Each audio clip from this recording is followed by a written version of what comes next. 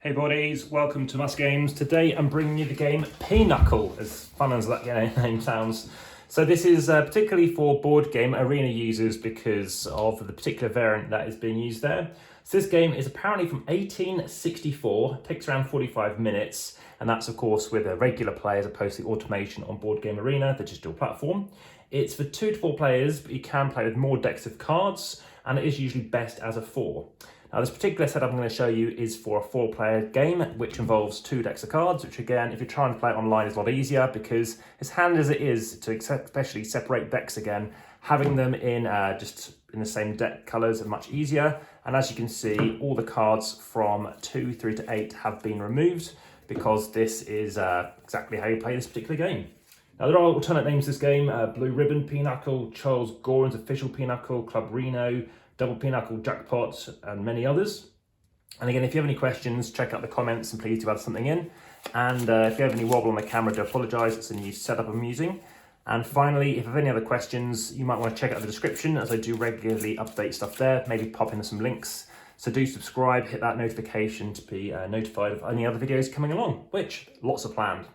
So this is a classic trick-taking game in which players bid to see how many points they'll score for the right to set trump, first and foremost, and then to see how many they can bid to try and get some points. Now, Pinochle is played with a modified deck, as I mentioned. It is 48 cards with all the 2 to 8s discarded and 2 of each of the card.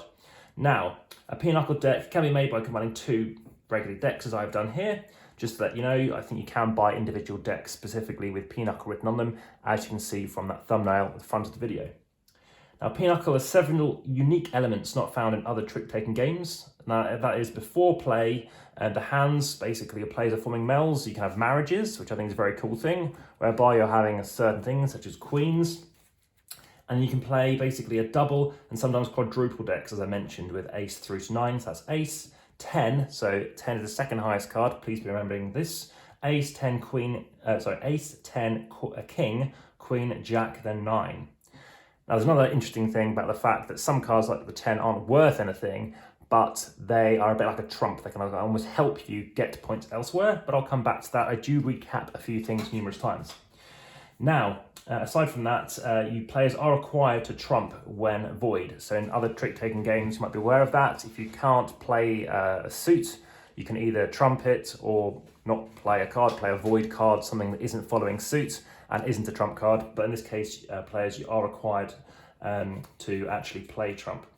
Now, the original version of Pinochle is a 2-handed version, as I said, which I'm referring to, and it's derived from, I think it's pronounced Bezique, which is B-E-Z-I-Q-U-E, which is basically similar to this game.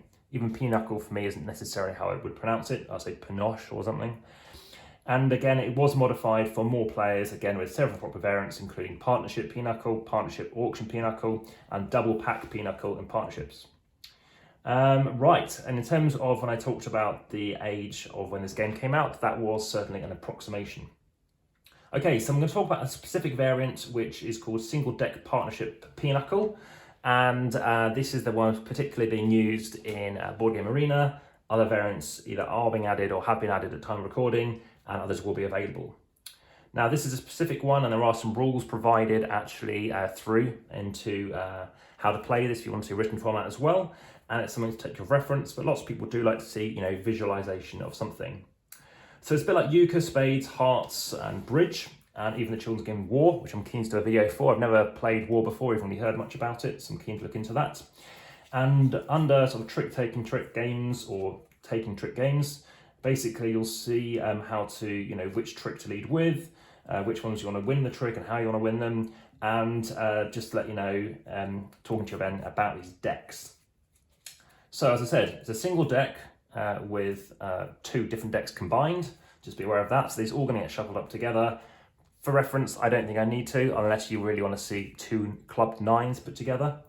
And if you want me to do a video for that, by all means I can. I don't think it's going to be that easy to do a playthrough for this. And for those not familiar, these are things to look out for. So single deck means using only 1 deck of Pinochle cards. There are variants, as I mentioned, using 2 or more decks. And 4-handed means obviously we're playing 4 people kind of at the same time. Talk about auctioning as well, and something called racehorse, which basically means after winning bidder, so you have to be the winning bidder to then name the trump. So what's interesting in terms of like a balancing mechanism, so you might have some good cards and saying, well, I'm going to name Trump, but you're also going to be passing cards across the table to one another, of course, with your partner. The bidder as well, they're also going to be incorporating obviously their cards into their hands, such as what they're passing across. And a common variant is again to play cutthroat, where such passing of cards does not take place. Something that I quite like, but I can definitely see why that extra knowledge is good. But the downside, of course, is the memory aspect. So if you're playing online, you can just scribble it down, and people might not know. But there's just something to be aware of. You might even see it in the history as well. So again, in this variant, we're playing with 48 cards, and again, there are others, and the deck consists, again, 12 cards of each of the 4 suits, 2 of each of the ranks, ace, 10, queen, king, jack, and 9. And again, as I said, please be aware the 10 does outrank everything within its suit, except the ace. So it goes ace, then 10. Okay, and then back to the king, etc. Also, please note that in terms of whatever you want to be aware of, just please keep aware of that in particular. And also, if you have played things such as euchre, just be aware that things like, in that games like that, there's the Queen of Hearts and Spades and stuff, just be aware that there are certain stipulations and slight differences. So there's various phases. We have the trick taking phase of the game. In this case, ace, tens, and kings. Remember, those are the 3 most higher ranked cards. They are worth points. So I did say about 10 not being worth anything, but they are worth points. And the counters, basically the queens, the jacks, and the 9s, are not worth points, but they can win tricks and influence people, and they're called the non-counters. So just bear in mind, I partially misspoke there. The counters are the ace, tens, and kings. Now, the unusual order of the ranks, again, all you need to remember is ace, 10, king. Just keep remembering that, and I think it should make sense. In other games, 10s are also very valid cards, and just be familiar with 10 being 10 out of 10, that kind of stuff. Now, as for the deal, for the first round of the game, you're going to select a dealer, however you want to do it, and you might just say who has the highest card, and again, it'll help to instill the memory that 10 is the second highest card. Again, sorry to overstress that point, but it's the most often things people trip up on. And the dealer's always going to shuffle the cards however you want to do them. I recommend just smushing them is very good, because it's a good half a minute of that, or dealing cards out randomly and shuffling them together. And then what you're going to do is you're going to shuffle these up and place them to the dealer's right. So if it's me, they're going to go over here. And then you're going to pick up the deck, cut it again, however you want to do it, and deal the cards evenly to each player's, beginning with the dealer's left. And some players insist that the cards have to be dealt one at a time. The reason they do that is to ensure that, firstly, they're seeing them being dealt individually, it gets nicely shuffled, and just as a house rule, don't pick up your cards until they're obviously all dealt out. But of course, online it won't be an issue. But thanks very much for any of those people keen to play this game in person. It's generally courteous again to wait until they've all been dealt out to make sure they've not miscounted. So as for the bid, the winner of the bid, that's called the declarer, they acquire 3 rights. The right to name the trump. Again, there are 4 trumps, the standard ones, which are spade, I want to say them right order now, spade, hearts, clubs, and diamonds, as per usual. Those are usually most valuable, but that doesn't matter in this game. And the right to also receive cards from his partner, so again, you can choose to receive cards, and the right to lead the first trick. Now, the minimum opening bid is 250 points, and you're normally playing to about 1,500, which I'll come back to. And the player to the dealer's left has the first opportunity to bid. Bids are made in increments of 10 or multiples of 10, and unlike bridge, no suit is named along with the point value. The bid consists of a number only. Bid passes to the left, and of course, when the bid reaches you, whenever that might be, you have 4 options. You can give a normal bid by announcing a number. That's a number 10 points higher than the prior bid, 10 at least. And then you can also give a jump bid instead. And in that case, you're saying a number at least 20 points higher, as I just mentioned. You can say pass, thereby you're removing yourself from the bidding for this round. And if you think people are going to take a while bidding because it can go round, then head off and just zone out a bit. Now, final option you can say is pass. You can pass with help, as it's stated as, and in this instance, it removes you from the bidding for the round, but you can be used to convey extra information to your partner. But please note, some people do not allow the use of pass with help always, and that is because you want to just check in advance if they want to be doing that. Now, when only one person has not said pass, that of course is when that person's won the bid and become the declarer, and anyone who's zoned out needs to get back in the game. Now, the amount bid is recorded on a piece of paper, and that's used basically as your score pad. Now, the dealer is basically under. That means that if the other 3 players pass, the dealer has taken the bid at 250 points. The winner of the bid names the trump suit, and again, there's nothing to really show at this moment in time, but they're going to name that trump suit, and the winner of the bid names the trump suit. So right now I could be dealing out some cards, and again, I could shuffle them up. I think under peer pressure of hearing nothing back, which of course I wouldn't. We're going to just try and do that, and again, I would normally smush them on here, but with a rather shiny table, it's not going to work well. So these cards will be dealt out, and I'll continue explaining stuff. So there are also things to talk about. We have bidding tactics, tactics of choosing trumps, and so just refreshing everything we've spoken about. But let's talk about passing cards. So when the bidder is named trump, the bidder's basically partner can select 4 cards to pass across the table, obviously, to your partner. And then exactly 4 cards must be sent, no more and no fewer. Once you've selected your 4 cards, place them in a face-down stack on the table in front of you and slide them across to your partner. Let's have a look at these cards. Now, the bidder picks up these 4 cards and sorts them into his hand and chooses 4 the same way. So I don't know what I want to keep. Remember, we've got to have 10. It's either a 9 and a jack, and a king is also lower. Let's do it like that. Let's do it by this and then do it by suit. No, let's do it by suit first. So queen, so we have the best card. That's good.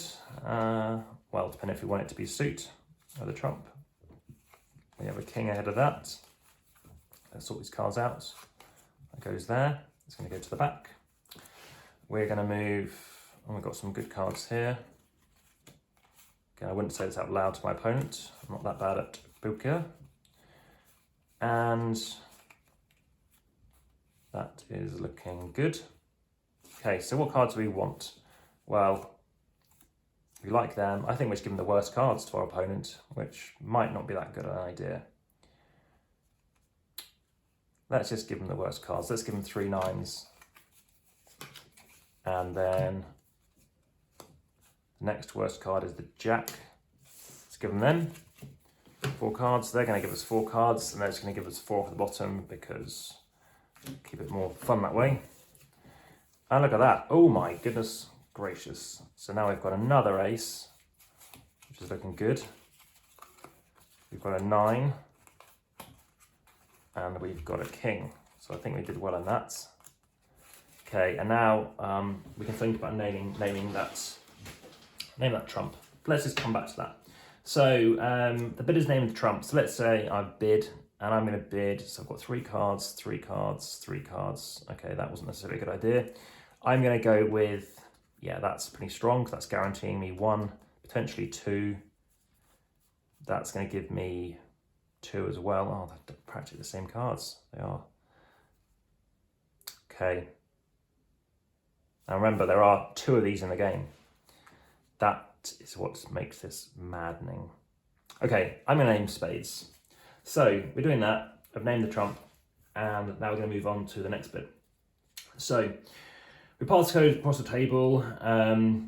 So I've named the trump first, then I've passed the cards across, just to let you know in what order that I just showed you. So looked at that first, then sent it across. And then, of course, we're passing the cards back again. So am I passing across my spades, or am I giving them spades? What did I give them again? I gave them no spades. Okay. And, of course, I've now picked up those cards. I've sorted them, as you've just seen. And now we're moving on to the next bit. So there are some tactics for passing cards. And if you want to see a video for that, please let me know. So now laying down a meld. Now, this is where there's loads of options to talk to you about, which is why the written transcript will be very good for this. So now you can be passed back and forth across the table. Again, all 4 cards laid down to play their melds. So you'll see exactly what I mean. I'm talking about marriages now. Marriages amongst many other things. Runs, 9 of trump. You can have marriages being a royal marriage, a common marriage. And basically these are kings and queens of the same suit, which does look quite good for what this hand is. Remember, very random, and based on the randomness, we've got lucky, I think, with some of this demonstrating. So there are 3 types of meld. An individual card may be used into several pieces of melds. Basically, you're splaying your cards in different directions, and you can work on them to basically create your fields and your runs. Okay, so let's look about type 1, which is runs. So what these are all cards, and they must be in trump. So we're talking about spades in this instance. and a certain amount. So basically, to get a bear run, you're going to use an ace 10 queen, sorry, ace 10 king, queen, jack. If you do that, you're going to get yourself 150 points. Now, a run with an extra king is exactly as I said. It's an ace 10 king, king, queen, jack. That's 190 points. Or with an extra queen, it's the same value, 190, for doing an ace 10 king, queen, queen, jack. Okay, as I mentioned, they must all be in trump. Not trumps ones do not count, okay? So I don't have anything relevant currently. So this is where you want to start thinking what you're sending across. But first I want to just show you, I picked up some cards and they weren't very good in this instance. Now you can have a run with an extra marriage, and you can guess what that might be. Ace 10, 2 kings, 2 queens, and a jack for 230. And for 1,500 points, it's a double run. So it's an ace, ace, 10, 10, king, king, queen, queen, jack, jack. So as you can see, it's pretty hard to get. Now, there are other things you can do in the type 1 category, and that is a 9 of trump. So basically called the Dice, which is D-E-C-E, and that's 9 of trump, which I don't have. Finally, we have in the type 1 set, we have marriages, so king and queen are the same suit, and this is where we are doing well. That's 40 points, so I've got 40 points there. And I've got another 40, and that's it currently. Okay, apologies, like that. So that's 80 points. Now, you can also have a common marriage, which is a non-trump, which, as you can see, I do not have. That would have been 20 points. Let's move on to type 2. Type 2 is what's called a pinochle, and basically you can have a single, which is basically 1 jack of diamonds and 1 a queen of spades. So we have that, we don't have the jack of diamonds, that would have given us 40 points. But for 300, it's a double. So you need both jack of diamonds and both queens of spades. So it's a certain thing you kind of work on getting. Again, I think as you start playing this in a team, you'll start getting the flow of this, which is why I think the speed of playing online is much quicker. Now, type 3 tile category is basically called a rounds. Now, if you have 1 of each suit, you're going to get 100 points. That's 100 points for an ace. Let's get back to the aces. If you have 1 of these, you're going to get 100. For 1 of the kings, 80. 1 of the queens, 60. And 1 of the jacks, 40. But if you have both of each suit, you're going to get 1,000 for aces, 800 for kings, 600 for queens, and 400 for jacks. Okay, so I need to get 2 of them, and as you can see, get loads of points. So it might not seem very interesting, but 10s around is also worth being aware of. Same for 9s around if you really want to do it, because of how you're using your cards to go different ways. Because ultimately you're still going to get some points, because having that 9, especially if it was the that certain card I talked about being the Dice, then the 9 of the trump is worth 10 points. So like I said, you can be scoring in multiple different ways. Now, when you've all laid down your melds, you're basically going to count up your points and record them on that score pad as I mentioned. And that's where it starts to get interesting, because there's only a total of 250 points available during the trick-taking phase of the game. So you're trying to get the most points to gain, for example, that 250, and you need to be trying to win more points with these melds, so like fake points to win real points. So if the amount bid is more than 250, you have to be aware that obviously you're not going to get any extra points, but it doesn't matter if you're within another 250 of that. So again, just to reiterate, if the difference between the amount bid and the amount the declarer's team has melded is 250 points or fewer, that hand can be played out. But if you feel there's obviously no chance they're actually going to make those points, you could basically throw the hand, and obviously the same as if you hadn't basically been on the board and declared. So let's just move on to taking tricks. So again, this will be a lot clearer when you start playing this out, and the automation prompts for what you're doing. So once all players have picked up their melded cards, again, you'll be picking them up again, the declarer can leads to the first trick. So proceeding left, so you've already laid out some cards, you've got some points on the table, then obviously going around, so we've already played out, let's say, what do we have out? We had out, again, I didn't have to, but I'm choosing to do that. And I think that's all I was doing. Then you're then going to move on, and then you're going to start playing out your cards and trying to obviously win some tricks. So when all 4 cards have been played to the trick, the highest ranking card, or of the trump, if there is one, basically wins the trick. So if they played a king, 10, ace, queen, well, ace will win. Let's say we're playing in hearts, but then if someone has played down a trump suit, then they'd win. And just let you know, remind you that if someone else plays the exact same card, whoever plays it first in that turn wins it, okay?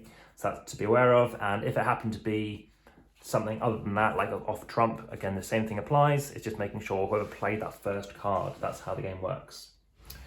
Okay, so that's how we're talking about winning those tricks. Again, just to reiterate, if there's a tie for highest ranking card, it's won by whoever played it first, and you're playing that until all 12 tricks have been played.